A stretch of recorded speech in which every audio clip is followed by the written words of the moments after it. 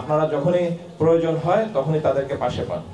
তো আমরা চেষ্টা করছি আমাদের তারুণ্যদীপ্ত যে আমাদের নতুন বিপ্লব হয়েছে পুরো দেশে, সেই তারুণ্য তরুণদেরকে আরও যেন এই প্রক্রিয়ার মধ্যে আপনাদের পাশে ওরা সবসময় যেন দাঁড়াতে পারে, সেই ধরনের একটা কাঠামোগত পদ্ধতিতে আমরা আনার চেষ্টা করতেছি, যাতে আমরা ভিডিপির মাধ্যমে তাদেরকে প্রশিক্ষিত করে আপনাদের পাশে আরও বেশি আর্থসামাজিক যে অঙ্গন, সেই অঙ্গনে ভূমিকা রাখতে পারে।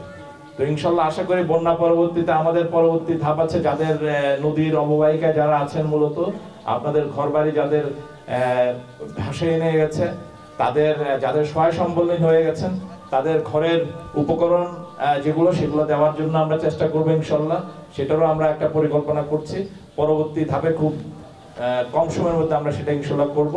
এখন যেহেতু ধানের সময় পার হয়ে যাচ্ছে, একটু তাড়াতাড়ি আমরা করলাম, বাট সেটা আমরা আমাদের ইউনো থেকে কারা কারা এই ধরনের সহায় সম্বলহীন আছে তাদের অন গ্রাউন্ডে আমরা বাড়িঘর দেখে সেটা আমরা চেষ্টা করব যে সেই জায়গাটায় আপনাদের যেন এই পুনর্বাসন প্রক্রিয়া কিছুটা আমরা যেন একসাথে করতে পারি।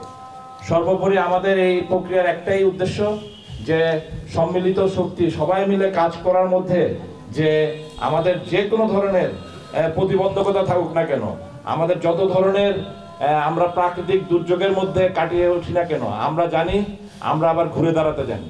তো সেই ঘুরে দাঁড়ানোর যে শক্তি, সেই শক্তিকে একত্রিত করার জন্য আমরা আমাদের নিজস্ব কাজের বাইরে আমাদের যে কাঠামোগত যে সুবিধা রয়েছে ভিডিপির, সেই কাঠামোতে আমরা আপনাদের পাশে এসে দাঁড়িয়েছি, যাতে কিনা আপনারা অনুপ্রাণিত হয়ে নিজেরাও যেন ঐক্যবদ্ধভাবে এই সমস্যাটা সমাধান করতে পারেন।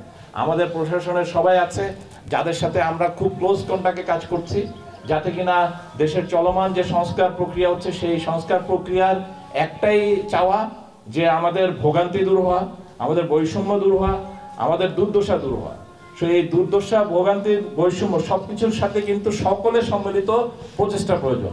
এটা এককভাবে প্রশাসনের বা আইন শৃঙ্খলা রক্ষাকারী বাহিনী বা অন্য কোনো ফোর্স এককভাবে করা সম্ভব না। আমরা আমাদের সংস্কারগুলো করে নিব যাতে আপনাদের এই জায়গাগুলো দূর হয়।